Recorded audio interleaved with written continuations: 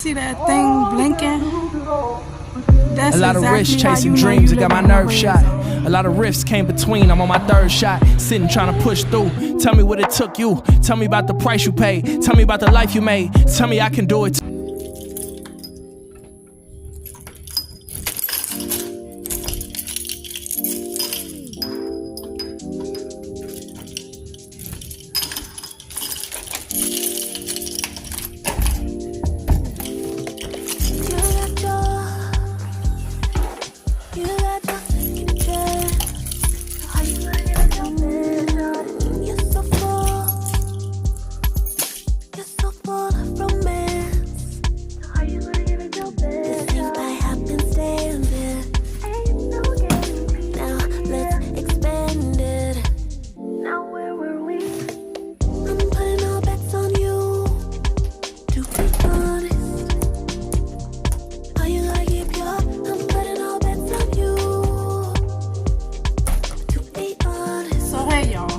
This is an impromptu and empty slash live-in apartment tour, excuse me. But just took off my shoes. Just sat down my purse and my book bag from work. But yeah. This is a 1-bedroom apartment. We just moved in at the beginning of May. So it's not a lot of furniture here.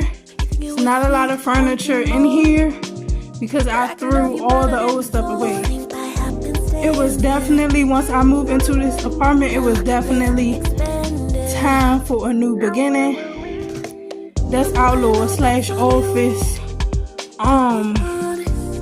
We got the ring lights over here in the corner, along with some boxes of books, as well as different stuff I had in my old bathroom that I can't put up because I don't have the bathroom shelving or the over the toilet bathroom storage. So, but these are our shoes on the shoe rack. Then you have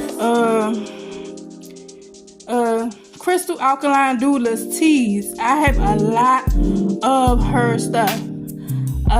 stuff. So you'll see in later videos, I think I want to do videos dedicated to her teas and what I'm doing with them, and you know, how I'm feeling drinking them. But I do have a lot of teas by her. Her company is very, very good.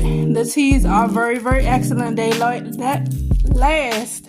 I'm getting all tongue-tied. They last up to 5 years. The herbs she gets are so pure that they last up to 5 years. Well, that's what she claims. I can't say that for sure. But being the person that she is, I know that her stuff is good. So this is the TV area. Haven't been set up yet, you know.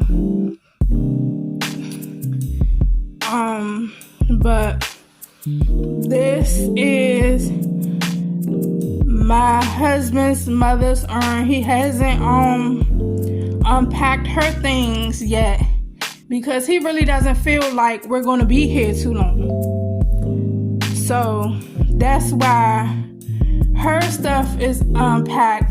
But I don't know, for me, I just feel like, you know, she in this bag or whatever. I just feel like she might get claustrophobic.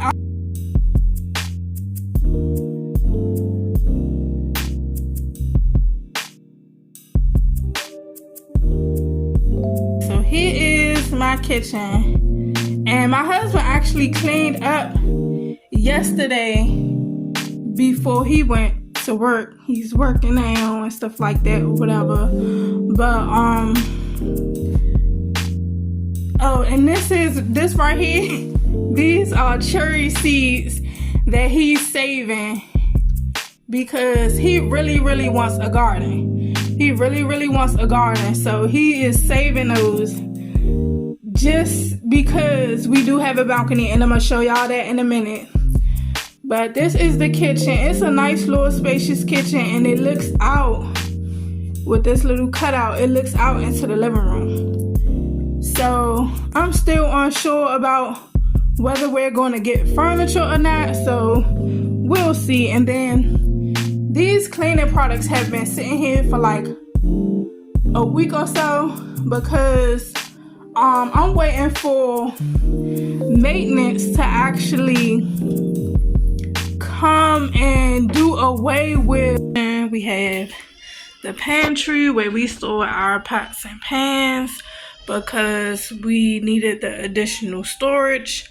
All of our cabinetry is being used for like bowls, cups, groceries and stuff like that. So we use this pantry. We don't put no food in here. This is where all the pots and pans, the Instapot and the blender and the juicer materials, that's where that go. Also you have broom, dustpan, and the what you call that, the ironing board. This is where all our bags are for shopping, the iron and stuff like that. So over here we do have closet storage where stores our coats, the vacuum cleaner, as well as the carpet cleaner. And this is just, you know, dirty clothes that we're getting ready to wash. I'm guessing my husband didn't want them, you know, in the bedroom, you know, still. So since he knew we was about to wash, he put them out here. And that is a box of books that we've yet to put up because we don't have bookshelves. So that is the end of my apartment tour. Oh, I didn't show you guys the balcony. So let me move these blinds back.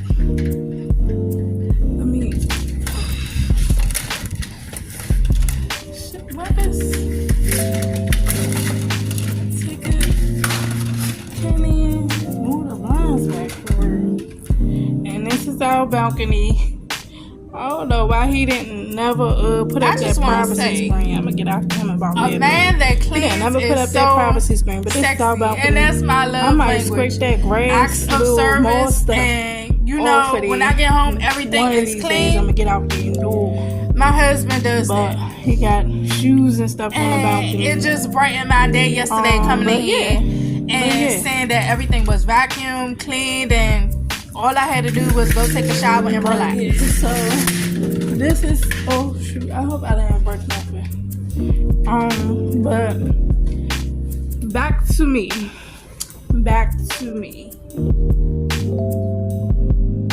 So yes, this is my bathroom. As we walk in, you can see the sink, the toilet area, as well as shower curtain, shower, things like that.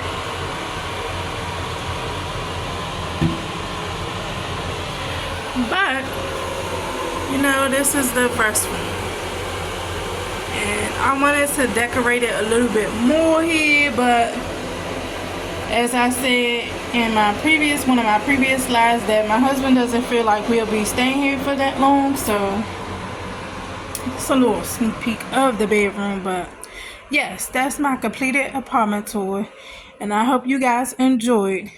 With this next section, I'm gonna be talking about what it's like to live in a red zone area, and basically, you know, what you get for $11.50 in a red zone area. This is what you guys get for $11.50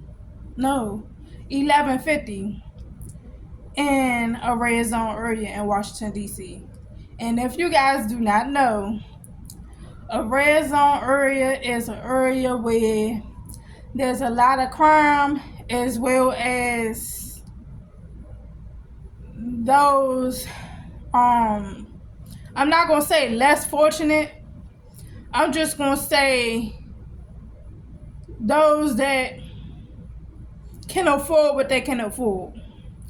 Those that can afford what they can afford, they do work every day, some don't, but majority of people that live in red zones are still working class people. They just can only afford what they can afford. And if you have seen my other videos, you know I work across the street from City Center and I live in a red zone area. So that is kind of it doesn't bother me. It doesn't bother me, but it's kind of a stark contrast from working downtown where all of those stores are, the Gucci store, the Dior store, you know, the Tiffany store and all of that. And when I get on the X2, you notice from downtown to over here off of, you know, Minnesota Avenue, that certain people get off the bus and then certain people get on the bus. So once you get over here on this side of town, like, you know, you do see the differences.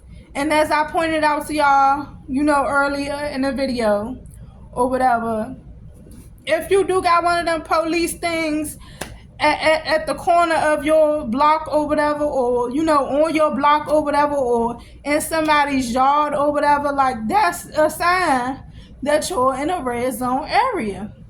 That's really a sign that you're in a red zone area. It's not a bad area. It's just an area where they have relegated people of a certain population that can only afford but so much. And you know they can only afford but so much because of how they keep the community and how the landlords in that particular community take care of the buildings, and how, you know, everything is, you know, maintained and not properly fixed all the way. You know, you get a lot of patching up from the maintenance man. You get a lot of, oh, we gonna come back and fix it, and they never do. So it's just a lot that goes on in the red zone, you know. But, and it's crazy because I really thought, you know, I was moving into a better area than what I was. But I just hopped from one red zone to another. Just hopped from one red zone to another. And hey, I mean, this is DC. This is Southeast DC. And this is what you get. This is what you get for $11.50 in Southeast DC. This is exactly what you get for $11.50 in Southeast DC. So, I mean, the living room is fairly big for a one-bedroom apartment. The bathroom is nice. The kitchen is a nice size. And then I love the fact that you can look out from the kitchen into the living room. If, you know, you having guests over, you want to communicate with them or whatever, you want to entertain and stuff like that, you can do that from the kitchen without them, you know, having to constantly keep walking back and forth in the kitchen, or you constantly have to walk from the kitchen to the living room.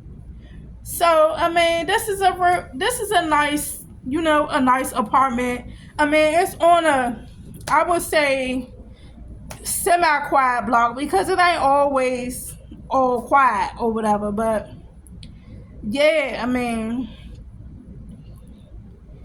and I'm kind of in that space, you know, with my husband, to not get too used to being here or get too comfortable being here, because we do, you know, want to move, and we do want to get our own home and stuff like that. But it's coming, you know. No, and I'm to the point where I'm just like, if I have to stay here, you know, past the year, it just push me to work even harder. It's going to just push me to work even harder to accomplish my goals, our goals, so we can go ahead and move to the next level. Because I do want him, and I do want us to move on, and I do want him to have, us to have his garden that he just can't wait for, and I can't wait for him to have it, because I know I'll probably be sitting outside watching him, but I don't know yet. But still, like, we still not hopeful, but we still what I want to say instead of hopeful, we still know that we're in the process of getting our forever home, because after I move out of here, I really don't plan on moving no more. If we move into another house, I really don't plan on moving no more, for real. Whether we get a house built or not, like, I really don't plan on moving no more, because I am not a mover. I really am not a mover. It took me 15 years to move out of my very first apartment to move over here. So that alone tells you, I'm not a mover. So I'll put up this impromptu apartment tour for y'all, and we'll see where it go. I forgot to say my intro. Well, this is the outro. This is the day in the life of a Southeast girl. And if you're interested, welcome to my world. Because you know what? A day ain't nothing but a length of time to be enjoyed. So we always gonna enjoy it. See y'all later. Have a good weekend.